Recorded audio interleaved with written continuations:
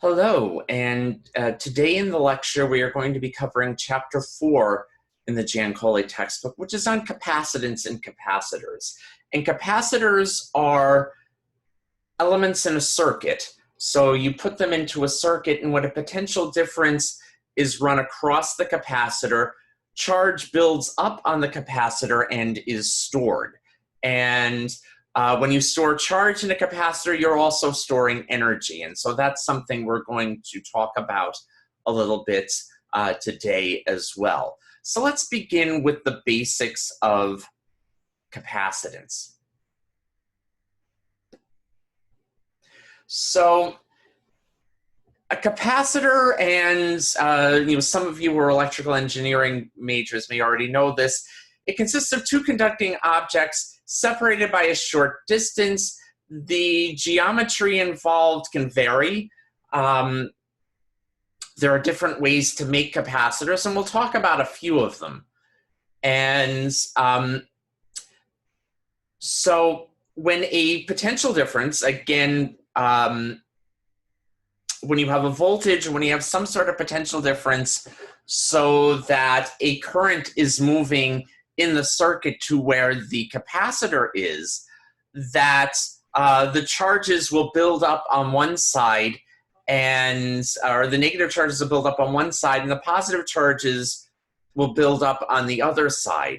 And so you have the conducting objects acquire the same amount of charge. The magnitude is Q, and as it turns out, the magnitude of the charge divided by the magnitude of the potential difference is a constant, and that constant equals the capacitance of the capacitor. So C is equal to Q over delta V. So the capacitance in farads, so the unit of, or the SI unit of capacitance is the farad, named for Michael Faraday, who we'll talk about quite a bit when we get to magnetism. But the capacitance in farads is equal to the charge in coulombs divided by the voltage in volts. So how does that look visually? So I'm going to show you the first of what will be quite a few what are called circuit diagrams. And so we're going to start with our power source, our source of voltage. And so the long end is the positive side, and the short line is the negative side. And so we have two parallel lines to denote the capacitor. And so what happens in this circuit? So the electrons build up on the negative side. Again, this could be a battery, this could be an electrical power supply, it could be a thermocouple like you looked at in your lab experiment. It could be a solar panel like you also looked at, but so you have some sort of voltage. And so you have a negative terminal and a positive terminal. So the electrons build up on the negative terminal, and when it's connected in a circuit, the electrons start to move. So you have the electrons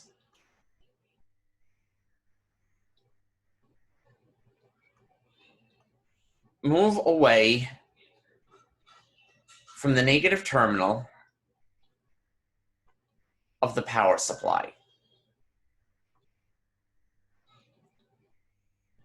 And so they move and they get to the capacitor. Now the capacitor is two conductors with an insulator placed between them. For now, we're going to assume the insulator is air, but we'll see it doesn't have to be air, and you can get stronger capacitors when you don't have, when you use something other than air. And we'll look at that before we end today's talk.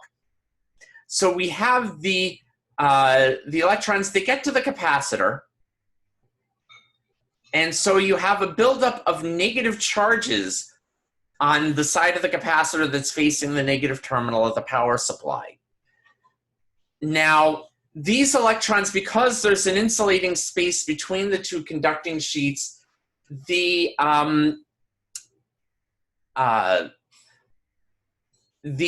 electrons can't jump across. And the whole point of the capacitor, the way that it stores charge is that it prevents the electrons from jumping across. And so it holds them in place. So you get a buildup of negative charge on this side of the capacitor, and it's negative Q.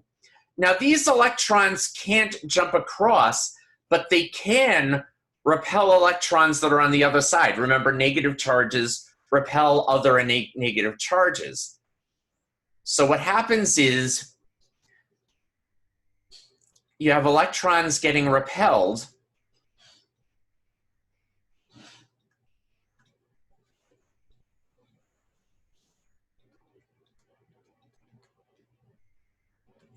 and so the electrons then go towards the positive end of the power supply, so they're attracted that way anyway, but you have electrons getting pushed off the surface of this plate, and it becomes the positive plate. You have a positive charge build up. And so you have a charge negative Q that builds up here. And so that's the amount of charge that comes out of the negative end of the power supply. And it's also the amount of charge that goes back in to the positive end of the power supply. So you have a negative side and a positive side. And so the charge builds up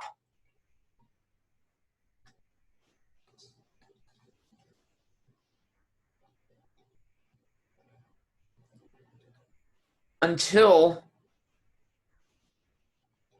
the voltage across the capacitor, let me just erase this a second,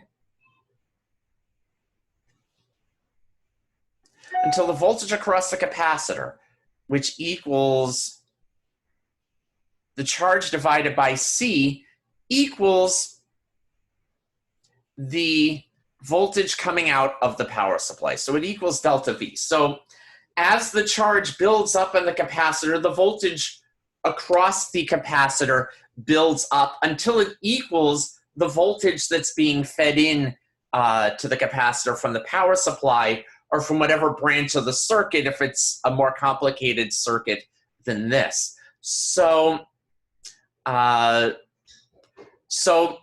the charge builds up, the voltage across the capacitor builds up until the voltage across the capacitor equals the voltage feeding in.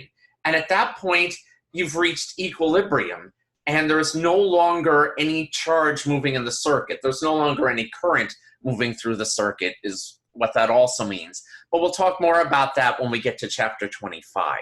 So the charge builds up until the voltage across the capacitor equals the voltage feeding into that branch of the circuit, at which point you're in equilibrium and charges are no longer moving.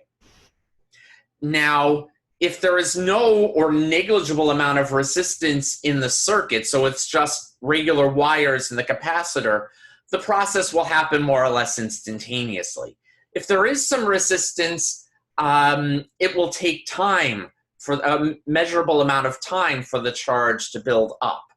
And this is something we can measure, but it's actually, we won't talk about that in detail until we get to chapter 26. So we're going to hold that thought for now. In the lab experiment that you did, we put a relatively small resistance in the circuit so that the capacitor could charge quickly, but not so quickly that you can't see it.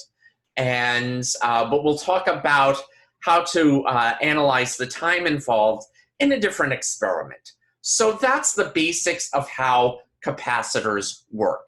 And again, the ratio of the capacitance C is equal to Q over delta V. And so C is constant. It depends on the design of the capacitor itself. And we'll talk a little bit about that shortly. So getting back to the lecture slides. So that's how the capacitance works. And now we're going to go through some examples before we talk about some other some basic configurations that work. But let's do an example. So we have the two plates of a capacitor hold positive 2800 microcoulombs and negative 2800 microcoulombs of charge respectively when the potential difference is 930 volts. So the question we're then being asked is, what is the capacitance? So let me see if I can get a calculator out. Just give me 1 second.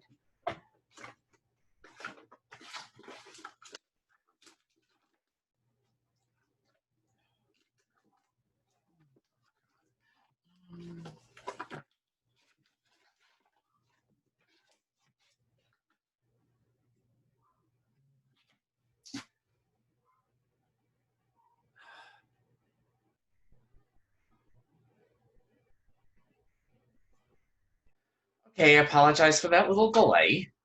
The calculator wasn't where I thought it was. So let's set this up on our whiteboard. And so we have 2,800 microcoulombs is the magnitude of the charge. And so we're asked to find the capacitance, so it's 930 volts. We will assume that that's two significant figures. So the capacitance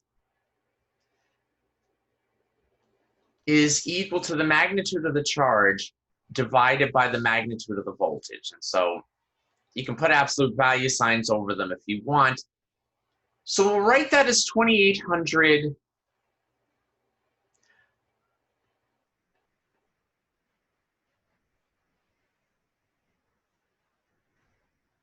2,800 microcoulombs. And we'll write it as microcoulombs so we can write the answer in microfarads. And one important thing to keep in mind when you're talking about capacitors, a 1 farad capacitor is actually a really, really large capacitor. Most capacitors that you'll find in electrical circuits are on the order of microfarads, if even that. Sometimes it'll be nanofarads or picofarads, but you rarely see them get larger than microfarads. And so, so it's 2,800 divided by 930 volts.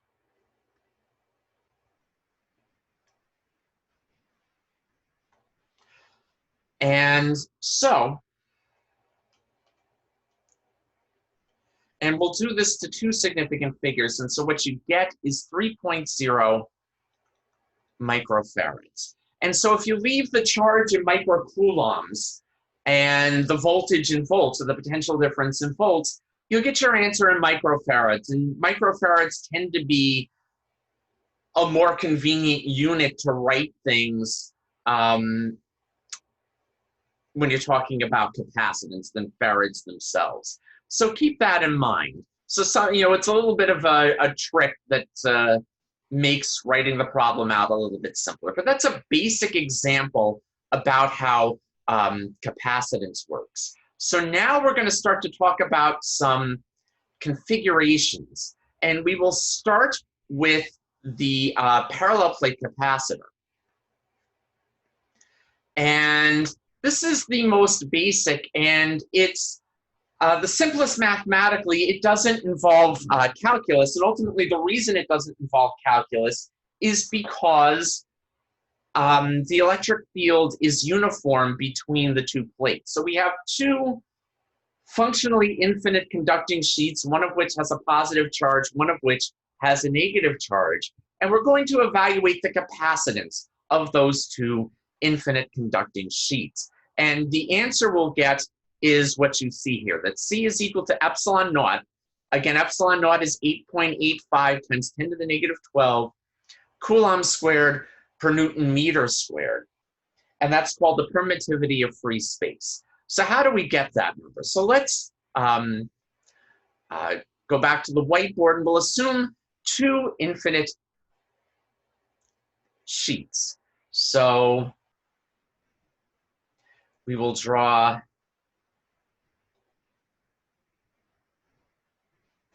a, so we'll say we have a charge negative Q here and a charge positive Q here. Or rather, step one, when figuring out the capacitance,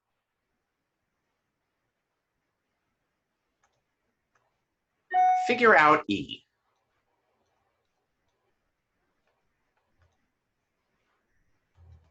So here we have two infinite sheets.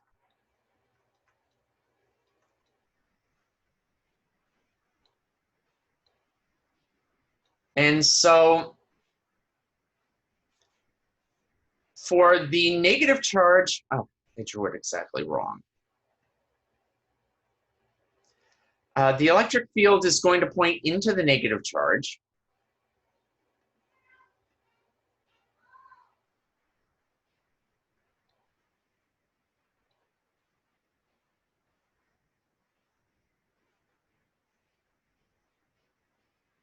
And it's going to go out of the positive charge.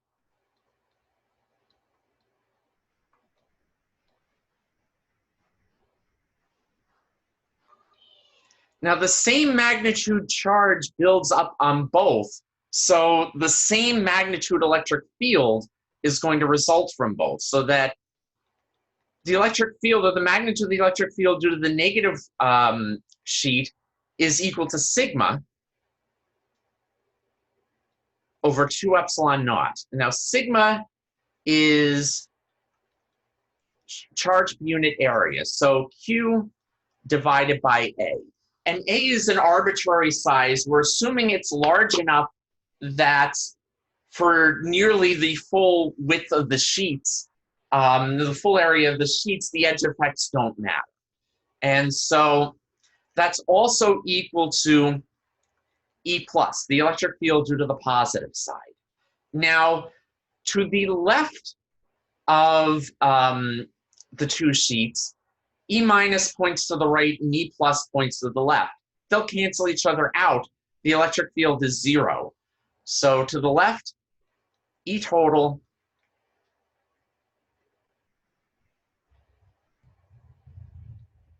equals 0. And to the right, E plus points to the right, but E minus points to the left.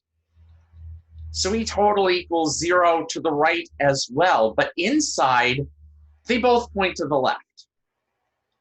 So E total, they add together. And so that becomes sigma over epsilon naught. And so E total, or at least the magnitude, is equal to sigma over epsilon naught. And you can also write that as Q over epsilon naught times the area. So again, writing it in terms of the charge involved. So you figured out the electric field. Now you need to figure out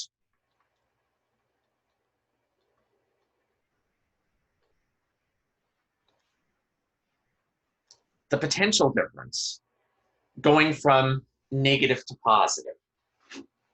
Now, the potential difference is equal to negative E dot dr, or negative the integral of E dot dr. But E is constant, so we can just write that as the negative of the x component of E multiplied by delta x, which is the distance between the sheets. And so we'll say that the sheets are separated by a distance d. So we can write that you have a negative, but notice the electric field points to the left. It's in the negative direction, so they cancel out. So it's the negative. The x component of the electric field would be negative Q over epsilon naught A. So that's negative times the negative of Q epsilon naught A multiplied by delta x, but delta x is just d. So the negatives cancel out and you have QD over epsilon naught A. And then C, or part 3, C is equal to, step 3 rather, is equal to Q over delta V. And so you just flip these terms over, and you notice the Q terms cancel out, and the Q terms will always cancel out. The capacitance doesn't depend on how much charge is actually accumulated. And what you wind up getting is epsilon naught times A divided by D. So that's the capacitance of a parallel plate capacitor. So you have the term epsilon naught. So ultimately it depends on two things. It depends on the size of the sheets. And again, we're assuming they're functionally infinite inside, or the sheets are functionally infinite, meaning for nearly the entire area, you don't need to worry about the edges of the sheets or the contribution from the edges of the sheets. So you can use the infinite sheet approximation. And so if you do that, the capacitance is equal to epsilon naught times A, the area of the sheets, divided by D, the distance between them. So it depends on the size of the sheets. The bigger the sheets, the more capacitance, the greater charge you can store for a given potential difference. And then the smaller the distance between them, the greater the charge that you can store for a given potential difference. But there's a catch to that.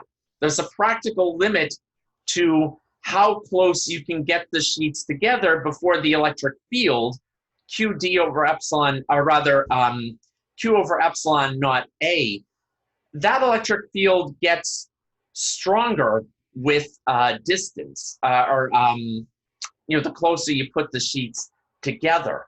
And so eventually, the closer you put the sheets together, the easier it is for the charge to jump across. And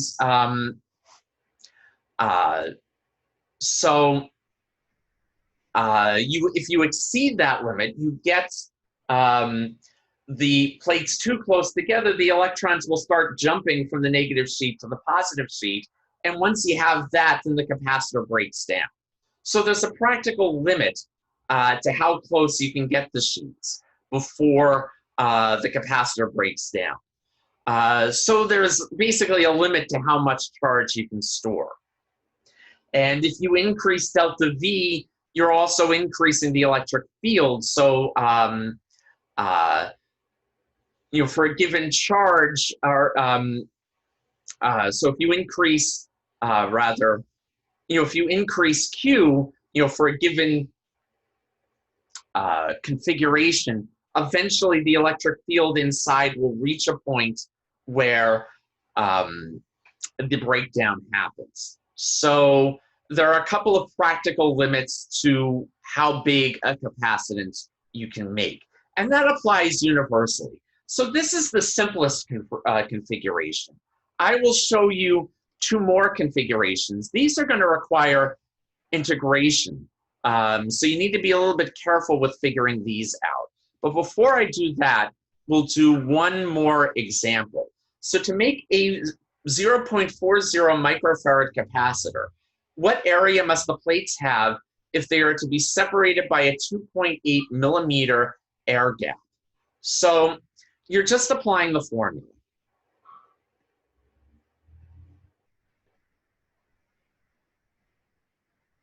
So we'll clear this out. So the capacitance is equal to epsilon naught A divided by D. So in this problem, we're given the capacitance, or we're given the capacitance we're desiring. So that C is equal to 0.40 microfarads. We are also given what area must the plates have if they are to be separated by a 2.8 millimeter air gap. So we're given D is equal to 2.8 millimeters. So we're going to want to make the area, or we're going to want to figure out the area given the capacitance we want and the distance between the plates that we can have. So we want to solve this for A. So we multiply both sides by D. So we get C times D, and then we divide both sides by epsilon naught. So epsilon naught goes in the denominator here. So the area is equal to C times D divided by epsilon naught. Now we just plug the numbers in. So we want the area in square meters. So here we're going to express everything in formal SI units. So that's 0.40 times 10 to the negative 6 farads multiplied by d. So we want to write that as 2.8 times 10 to the negative 3 meters. And we're dividing all that by epsilon naught, which is 8.85 times 10 to the negative 12. And again, the units are Coulomb squared per Newton meter squared. So let's plug these numbers in.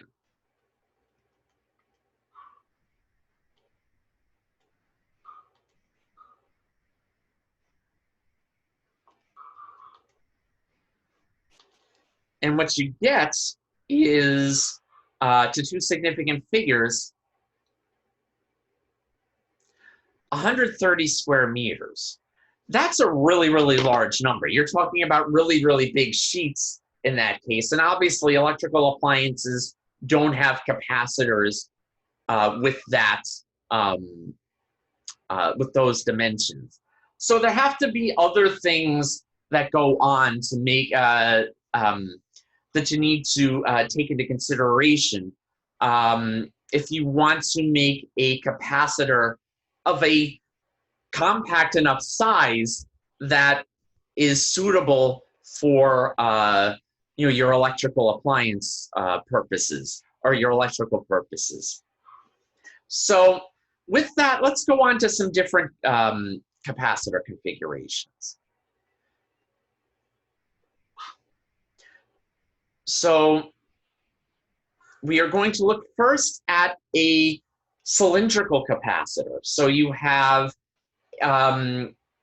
conducting cylindrical surfaces, and you have a concentric spherical shell. So we have conducting cylindrical surfaces and conducting spherical surfaces. And both we can evaluate mainly because it's easy to figure out the electric field. So remember, step 1, figure out the electric field. Step 2, figure out the potential difference. And then step 3, figure out the capacitance. So we're going to start with the cylindrical capacitor. So getting back to the whiteboard, how does this look? So we have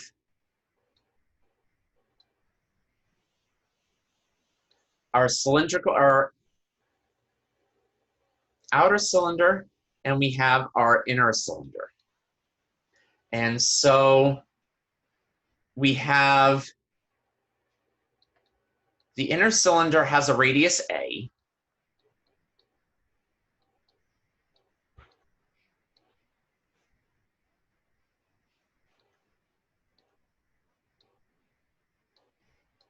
And the outer cylinder has radius B.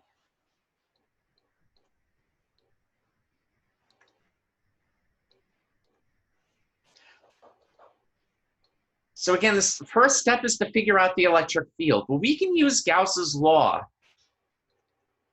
for this.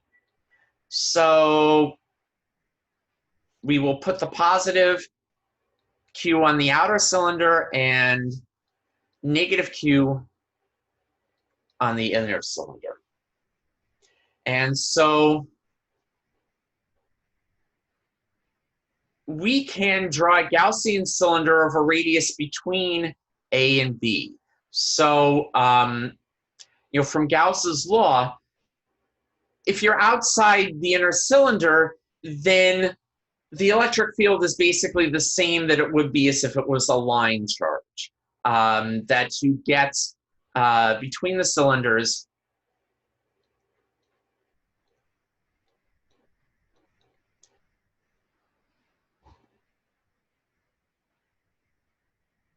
Between the cylinders,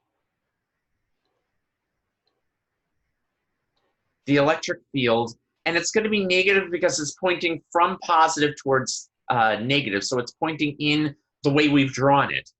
So that E is equal to negative lambda over 2 pi epsilon naught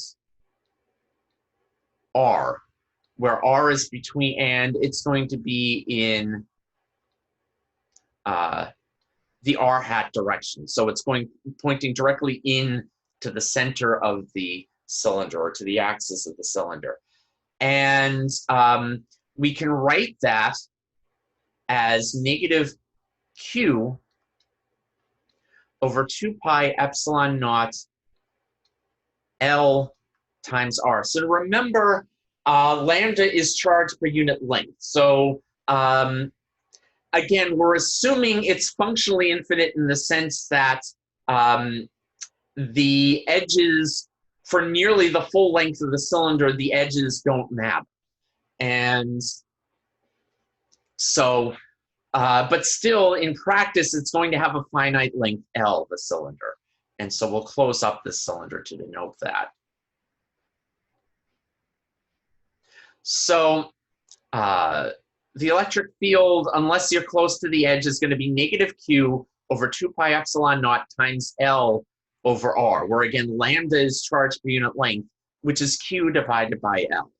So that's the electric field between the cylinders, and it's in the R hat direction. So let me write that better. So it's, and the negative sign means it's radially inward. So it's pointing into the axis of the cylinder. So then delta V is the integral. And we're going from A to B of E dot dr. So that's negative Q over 2 pi epsilon naught. Let me write that out algebraically first. So that's delta V is equal to the negative of the integral of E dot dr. So we're going, dr is radially outward. So you're going from A to B. So the dot product, since this is going radially inward, the dot product is going to be negative, and it's going to equal Q over 2 pi epsilon naught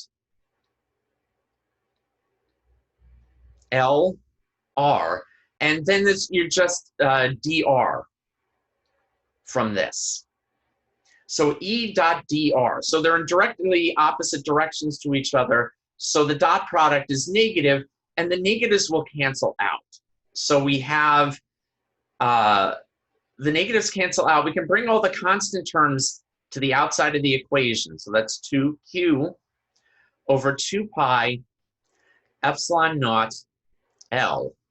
And then you're integrating from A to B dr over R. Well, this integral is just the natural log. And so you can write that as Q over 2 pi epsilon naught L times the log of R evaluated from A to B. And so that becomes Q over 2 pi epsilon naught L times the natural log of B over A.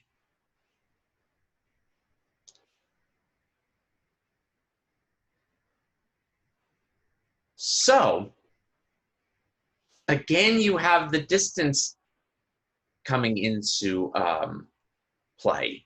And so it depends on the size a little bit.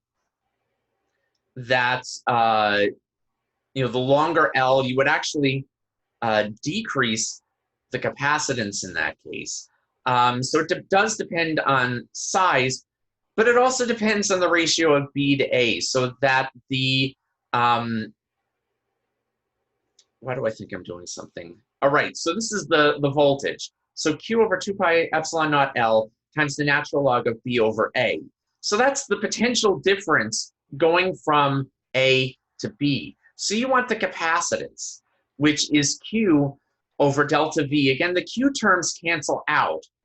And so we're basically flipping this so the denominator becomes the numerator. My apologies. So that's 2 pi epsilon naught L. So the capacitance increases as L increases. The voltage decreases with L. The capacitance increases with L. And it decreases, again, with the difference between them. And so you make that difference bigger, this number becomes larger and the capacitance becomes smaller. As A approaches B, then B over A becomes 1. The natural log of 1 is 0. So the smaller the space between them, the bigger the capacitance. And so that's true. That's generally true for all configurations, that the bigger the size, the bigger the capacitance, the smaller the space between the sheets, the bigger the capacitance. But again, there's a limit to how close you can bring the sheets, because you put enough charge on these sheets, the electric field will get strong enough that the electrons will start to jump. And once the electrons jump, you lose the capacitance. So that's working with a cylinder as a capacitor. Now we'll work with conducting spherical shells. So in a conducting spherical shell, excuse me, again, we're going to have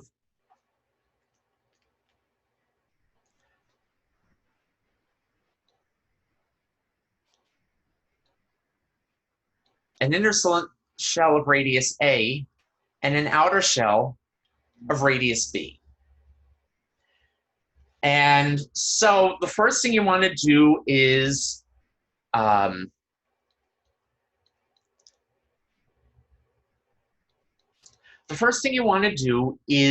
figure out the electric field between points A and points B. And remember from Gauss's law, what's outside your Gaussian surface doesn't matter. It's only what's inside the surface that matters. So the electric field from Gauss's law is, if you draw a Gaussian sphere, the electric field is due to the spherical shell inside. And so that's equal to -1 over 4 pi epsilon naught. And it's negative because it's pointing inward, the way we've drawn it, times Q. Again, the electric field is the same as it would be if all the charge were located at the center. And again, we have the r hat. So r hat is a unit vector pointing radially outward. The negative sign means the electric field is pointing inward in this case, because it's pointing from positive to negative. So then delta V is again the negative of the integral of E dot dr. So E again is the opposite of the radial vector, and we're going out from A to B. And so you have the negative. The integral is going from A to B. And so you have -1 over 4 pi epsilon naught times Q over r squared times dr. So you're going radially outward to evaluate the potential. So you're going from point A radially outward to B. And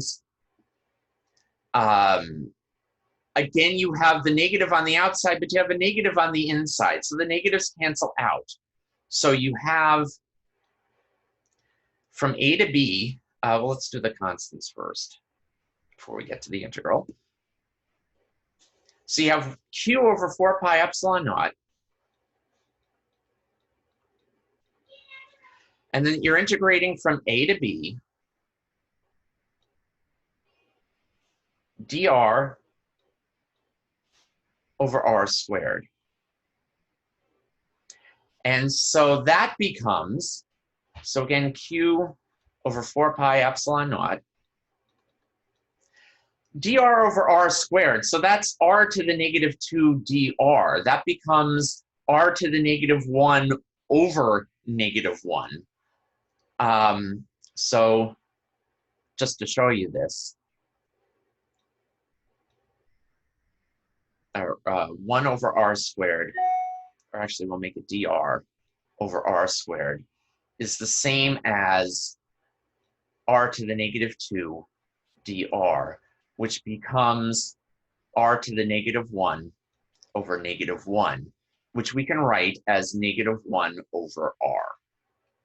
So we'll write this as negative 1 over r. And again, you're evaluating from a to b. Now, 1 over a is actually a bigger number than 1 over b. So you can write this as q over 4 pi epsilon naught 1 over a minus 1 over b. Again, this would become 1 over b minus 1 over a, but you're taking the negative of that, so you just reverse them. And since a is smaller than b, 1 over a is going to be larger than 1 over b. So this is delta v. The capacitance then is equal to q over delta v. So we can write 1 over a minus 1 over b in terms of lowest common denominator. So that's q over 4 pi epsilon naught. We can write this as b minus a over ab. And then when you're dividing by delta v, that becomes simpler to work with. So this becomes 4 pi epsilon naught ab divided by, and again, the q terms cancel out, divided by b minus a. So again, you shorten the distance between the conducting sheets, you're increasing the capacitance, and the bigger the size, the greater the size of the capacitor, the you increase the capacitance as well. So if you increase the dimensions, you are increasing the capacitance. If you decrease the space between the sheets, you're also increasing the capacitance. And that works in all cases. So that's something you can say general, that if you increase the size, you're increasing the capacitance. You decrease the space between the sheets, you're increasing the conducting sheets. You're increasing the capacitance. But there are practical limits to both. If you want a capacitor that fits neatly in your electrical appliance or whatever electrical device you're creating, it can't take up too much space. And again, if the distance between the sheets becomes too small, if you put up enough charge on the capacitors, the electrons will be able to jump across. And so you don't want that space to become so small that it becomes easy to build up enough charge to break down the capacitance, that the electrons start to jump across, and then you lose, then the capacitor breaks down at that point. So you need to be careful of that. But so that's basically how you design a capacitor within the practical limits. So with that, we'll get back to our lecture slides. So now we're going to talk about capacitors in series and capacitors in parallel. So what are series circuits and what are parallel circuits, and how does that work? What's the total or equivalent capacitance if you have multiple capacitors in a branch of the circuit? So we'll start with what are called a series circuit. So you have some sort of voltage feeding in to the circuit.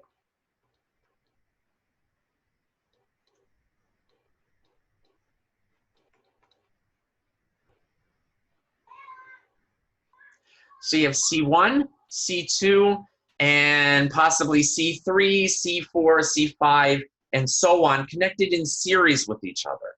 So what basically does that mean? That means the electrons come out,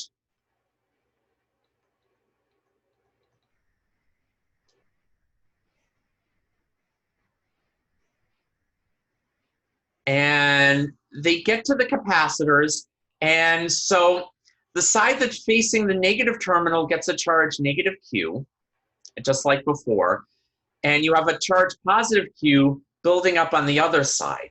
But what happens is the electrons that get ejected from this side then go and build up on the next capacitor.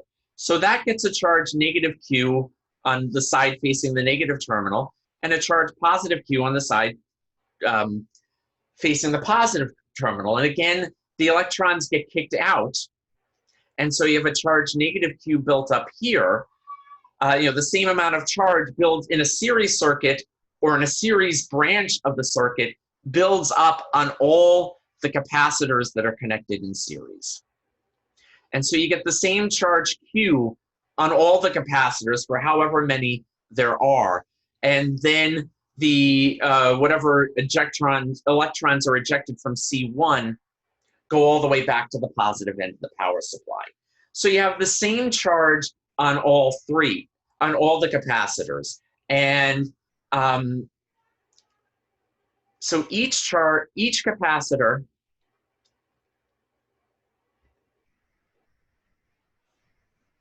gets a charge Q.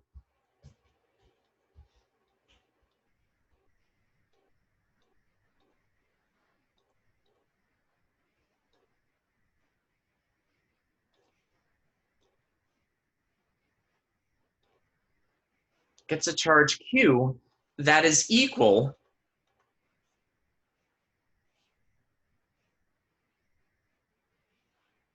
to the total charge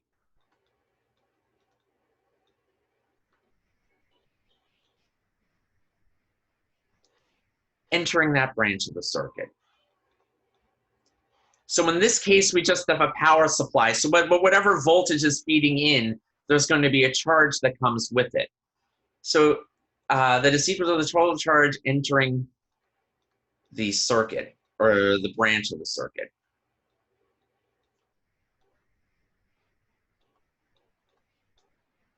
And remember, this is for a series circuit. So the Q total is equal to Q1, which is equal to Q2, which is equal to Q3, which is equal to whatever charge is stored on however many capacitors you're connecting in series. The charge builds up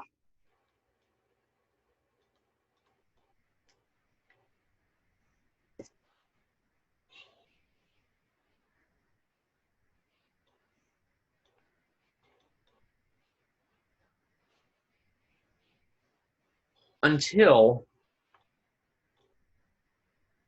delta V, or delta V coming out of the power supply is equal to delta V1 is plus delta V2 plus delta V3 plus delta V4. So the total voltage feeding into that segment of the circuit is equal to the sum of the voltages across each capacitor. So each capacitor builds up a voltage, and when the total voltage equals the voltage that's feeding into the circuit, again, equilibrium is reached and the charge no longer flows. But delta V can be written as the total charge coming, feeding into the circuit or coming from the power supply, divided by C total, is equal to the charge built up on delta V1, which is also Q, divided by C1 plus Q over C2 plus Q over C3, etc. And what you get out of that, the Q's drop out, and you get an inverse sum relationship. So 1 over the total capacitance in that part of the circuit is equal to 1 over C1 in the series segment of the circuit is equal to 1 over C1 plus 1 over C2 plus 1 over C3, and then so on. So it's an inverse sum relationship. So one of the consequences of that is that the total capacitance is actually less than any of the individual capacitance values. And if you only have two capacitors, you can write the total capacitance is equal to the product of the two individual capacitances divided by their sum. So C1, C2 over C1 plus C2. That's only for two capacitors, but it simplifies the math a little bit. For more than two capacitors, this equation no longer works, and you'll have to stick with the inverse sum relationship. So let's do a basic example. The capacitance of a portion of a circuit is to be reduced from 2,900 picofarads to 1,600 picofarads. So you want to reduce the circuit. So what capacitance can be added to the circuit? And so you're connecting them in series if you want to reduce the total capacitance. So what capacitance can be added to the circuit to produce this effect without removing existing circuit elements? So you're sticking a capacitor in series with the 2,900 picofarad capacitor to get a total or equivalent capacitance you're connecting a capacitor in series with the 2,900 picofarad capacitance to get an equivalent 1,600 picofarad capacitance. And must any existing connections be broken to accomplish this? So qualitatively, let's look at the second part first. So we're connecting it in series. So we're going to need to break the connection, or one of the connections with the 2,900 picofarads. So let's say we have, and we'll clear all this out, we have point A in the circuit, and we have C1, and we have point B in the circuit. So we know that C1 is equal to 2,900 picofarads. So we want to connect, we want a C total to equal 1,600 picofarads. So in order to do that, you need to connect a second capacitor in series. So it'll look something like this. So you have point A in the circuit, you have C1, you're going to have a connection to C2, and then go to point B. So the connection between C1 and point B needs to be broken, and so then you insert C2 in series in there. And so that enables you to get an effective capacitance of 1,600 picofarads, but you want to solve for C2. So let's see how that looks. So you have 1 over C1, or 1 over C total rather, is equal to 1 over C1 plus 1 over C2. And I'm writing it this way because you're going to need to do some algebra for this. So you have 1 over C2, subtracting 1 over C1 from both sides. You have 1 over C2 is equal to 1 over C total, total minus 1 over C1. So you can write this using the least common denominator of C total times C1.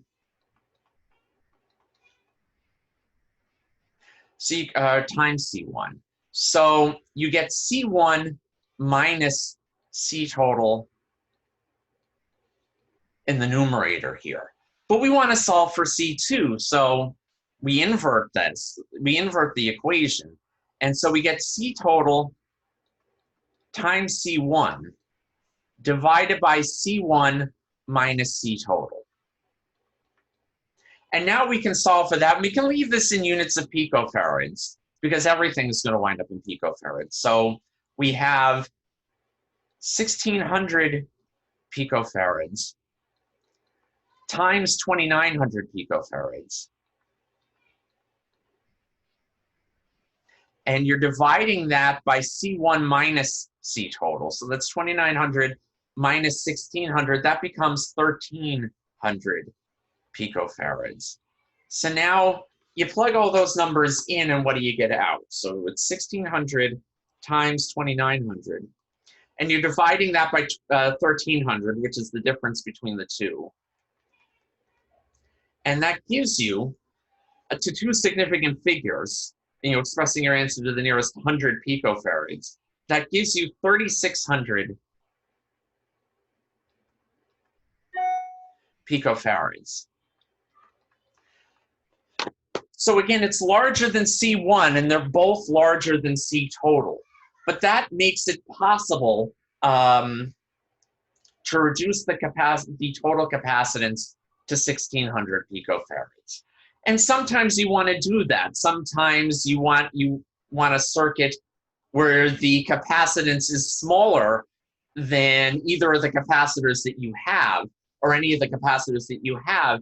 So you create some sort of combination that gives you the right value. So, okay, we've done that.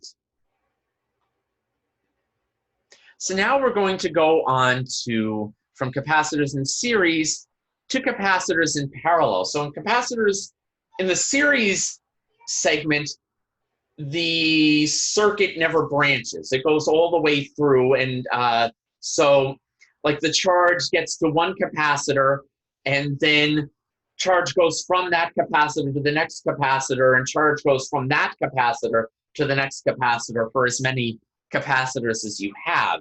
But it's a continuous chain. In a parallel circuit, the current branches. So some of the charge goes to one of the capacitor, and some charge goes to the other capacitor for as many capacitors as you have. So how does that look? So again, let's go back to our whiteboard. So here, you have, we'll again start with a power supply, but it can be any voltage source feeding into the circuit. And so you have C1, C2,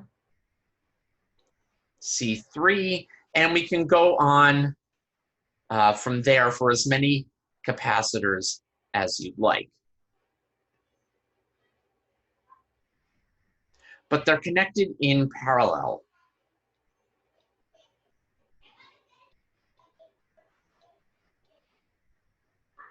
So you have a power supply delta V.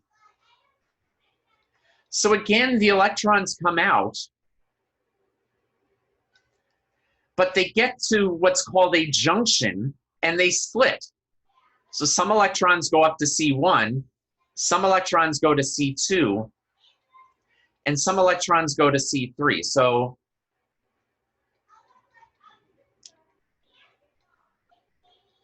the electrons go into different branches.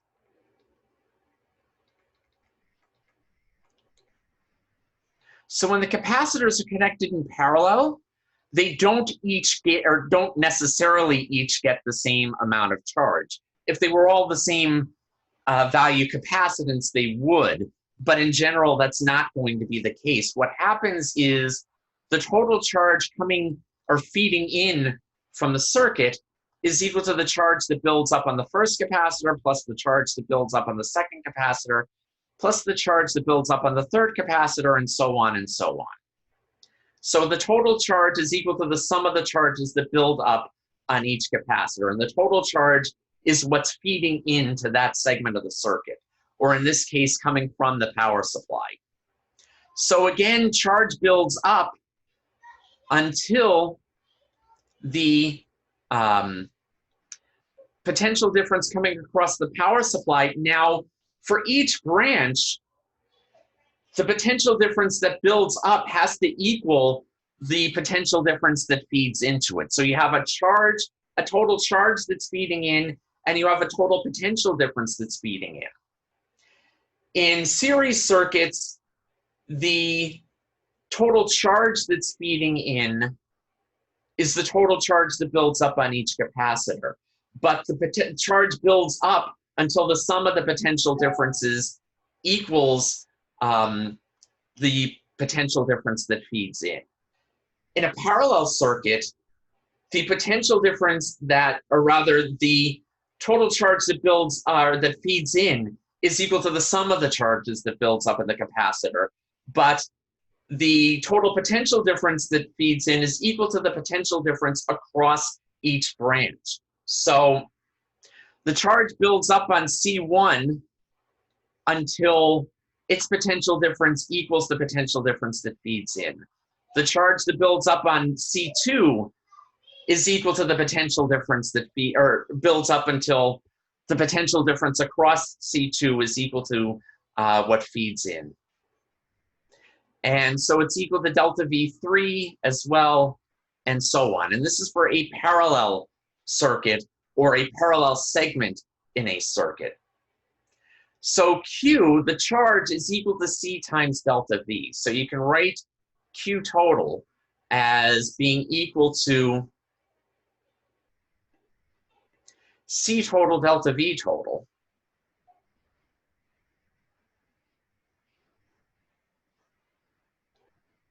which is just delta V. And that's equal to C1 times delta V1, but that's also just equal to delta V, plus C2 times delta V, plus C3 times delta V,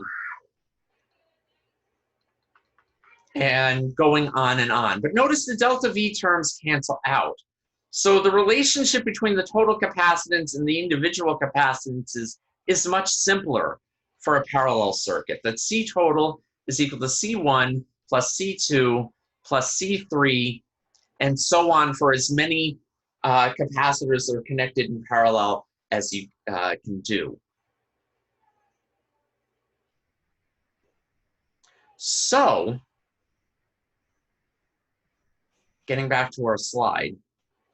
So the total capacitance is equal to the sum of the individual capacitances in a parallel circuit or in a parallel segment of a bigger circuit. So let's do an example here. 6 3.8 microfarad capacitors are connected in parallel. What is the equivalent capacitance? What is their equivalent capacitance if they're connected in series? So if they're connected in parallel, it's easy.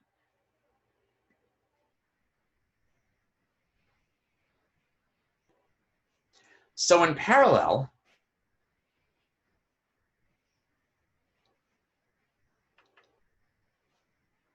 C total is equal to C1 plus C2 plus C3 plus C4 plus C5 plus C6.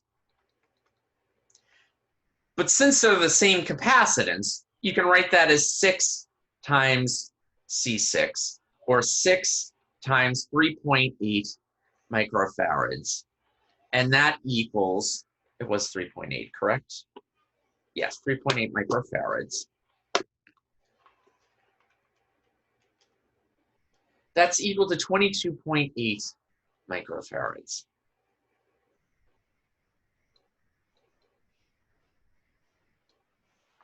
And then in series, you have C total is equal to 1 over C1 plus 1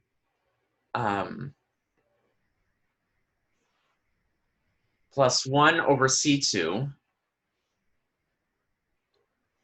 plus 1 over C3 plus 1 over C4 plus 1 over C5 plus 1 over C6. So hopefully by now some of you have seen how the answer, have figured out how the answer is going to look. You add those together, remember the denominator is the same because the capacitance is the same. So you can write that as 6 over C, because they're each, so it'll be 1 over C plus 1 over C plus 1 over C, and so on. So that becomes 6 over C, so, and that equals 1 over C total. And so the total capacitance in this case is just C divided by 6. And so that's 3.8 microfarads divided by 6. for the series circuit. And that gives 0.63 microfarads. So if you connect them in series, the total or the equivalent capacitance is quite a bit smaller than if you connect them in parallel. So if you want to increase the capacitance, you connect the capacitors in parallel. If you want to decrease the capacitance, you connect the capacitors in series. And so that's basically how that works.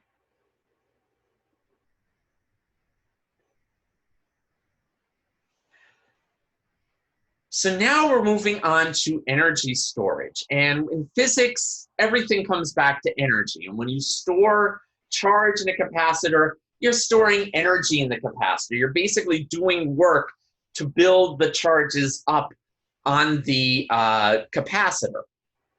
And from calculus, the element of potential energy that you're putting on the capacitor is equal to the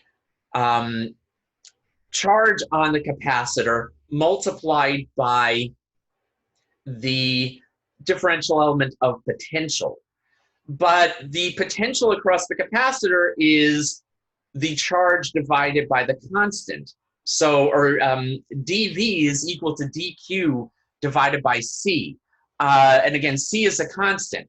So the differential element of potential energy is equal to Q dQ over C. So, you know, for each amount of charge that you build up, it takes more work to put more charge on the capacitor. And so you do that integral. So you integrate du from 0, so assuming you're starting with no charge, to the final potential energy. And that you're building up the charge from 0 to capital Q. And so the integral of Q dQ becomes Q squared over 2, but you're dividing that by C. So the potential energy that in a capacitor that has a charge Q put on it is equal to Q squared over 2C. Now, because C is equal to Q divided by delta V, you can equivalently write that as solving for C in this case, as you can equivalently write that as 1/2 Q delta V. And if instead you solve for Q in terms of C, then you get 1/2 times C delta V squared. So basically you have 3 different ways of writing the potential energy stored in a capacitor. You can write it as Q squared over 2C, 1/2 Q times delta V, 1/2 C times delta V squared. All 3 ways are equivalent. You'll get the same answer each way, but you only need to know 2 of those quantities to be able to calculate the potential energy stored in a capacitor. So with that, let's go to an example. So 2200 volts is applied to a 2800 picofarad capacitor. How much electric energy is stored? And so if you put everything in the proper SI units, you'll get your answer in joules. And so let's do that for here. So getting back to the whiteboard, C, or rather U, the potential energy stored, is equal to, and we want the equation that works for the values that we have. And we're given the capacitance and we're given the voltage. So the equation we want is Q is equal to 1/2 CV squared, or C delta V squared. And so that's 1/2 times C, which is pico. Now, pico is 10 to the negative 12. So we're going to write that as 2,800 times 10 to the negative 12 farads. And then we are squaring the potential difference, which is 2200 volts.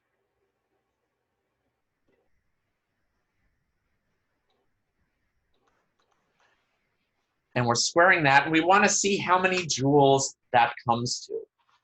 So you're putting exposing a small capacitance to a very high voltage.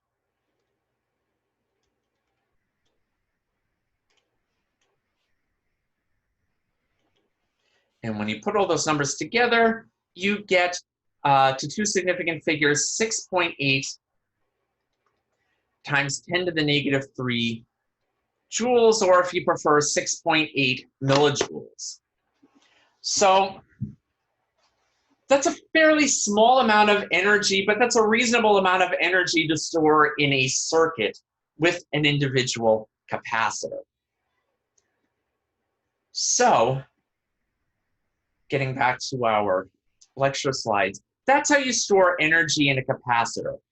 The last thing we're going to talk about in this chapter is dielectrics. So what we've been talking about to this point, we've assumed that there was a dielectric, or that there was just air, or perhaps a vacuum between the two sheets of the capacitor.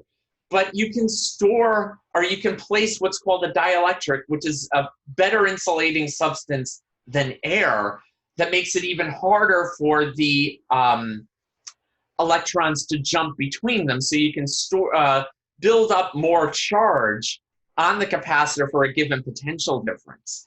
And that makes, that improves the capacitance. That gives it a higher value of the capacitance. So a dielectric is said to have what's called a dielectric constant. And so its capacitance is equal to the dielectric constant kappa multiplied by the capacitance that you would have if there was a vacuum, if there was empty space between the two conducting sheets. So let's look at a table. So this table is in the Giancoli book. If you're using a different textbook, you should see a similar looking table if you look for dielectrics. And so if you look at a vacuum, by definition, the dielectric constant, and that's kappa, that's a Greek letter that looks like K. And so that is exactly 1. The dielectric constant for air is 1.00059. If we're only looking at 2 or 3 digit precision, it's 1 for that level of precision. So it's approximately 1, whereas for a vacuum, it's exactly 1. And then you have different substances with different values. Notice strontium titanate has a dielectric constant of 233. That makes it a very useful dielectric for a capacitor if you're looking for microfarads capacitances, for example. You want a large dielectric. Notice water also has a very large dielectric as well.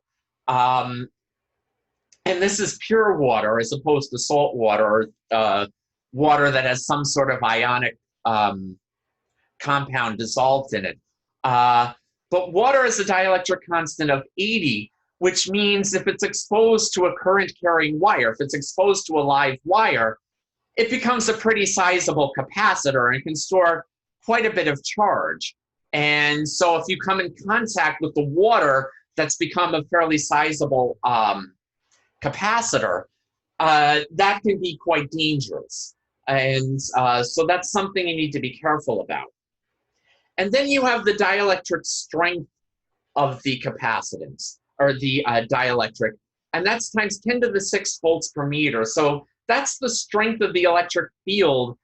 That's the maximum strength you can have in the electric field between the sheets as the charge is building up before the electrons jump. And before the electrons start jumping. So you get a stronger electric field than that. And so this is times 10 to the 6, or times 1 million volts per meter. So 3 million volts per meter is the dielectric strength of the air. So if the electric field gets stronger than that, you have electrons start jumping from whatever your negative side is to the positive side. And that's when you get a lightning discharge. And so you have the equivalent of that for different dielectrics. The equivalent of a lightning discharge or a spark between the capacitors, and suddenly the electrons are jumping. and you no longer have, you're no longer storing charge at that point. So that brings us to the last example we are going to go over today. What is the capacitance of two square parallel plates, 4.2 centimeters on a side, that are separated by 1.8 millimeters of paraffin? So we have paraffin impregnated paper. The dielectric constant is 3.5, so we're going to remember that.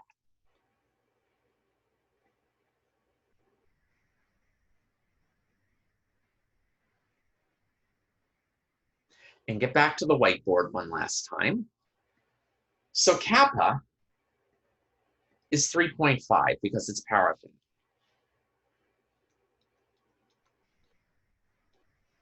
So we have C is equal to kappa times C naught. And so the problem is telling us, what is the capacitance of two square parallel plates, 4.2 centimeters on a side, that are separated by 1.8 millimeters? So we're going to do the parallel plate capacitance. And so we have two square sheets, and they're separated by a distance. So this is the equivalent of a parallel plate capacitor. So C naught is equal to epsilon naught A times D. And we're asked to figure out the total capacitance. So that becomes kappa epsilon naught times A divided by D. So kappa is equal to 3.5. Epsilon naught is a universal constant. It's 8.85 times 10 to the negative 12 coulombs squared per Newton meters squared. And then the area, so we're talking parallel plates, 4.2 centimeters on a side. So it's squared. It's a square, but it's 4.2 centimeters. We're going to write that in terms of meters. So that's 0.042 meters, and you're squaring it, and then dividing by the distance between them, which is 1.8 millimeters. Or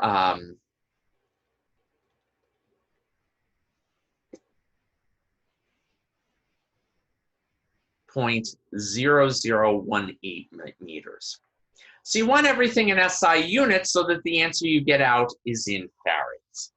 And so that's 3.5 times 8.85 times 10 to the negative 12 times 0.042 meters squared, don't forget the square part, divided by 0.00118 meters, and you get 3.0 times 10 to the negative 11 farads. And in picofarads, remember pico is 10 to the negative 12, you can write this as 30 picofarads. So that's it for this chapter. That's it for the chapter on capacitance. This is also the last chapter before the next exam. So the next film I put up for a lecture is going to be a review of chapters 22, 23, and 24. So with that, I'm going to finish up for today. And as always, if you have any questions, do not hesitate to email. So thank you again, and I will see you next time.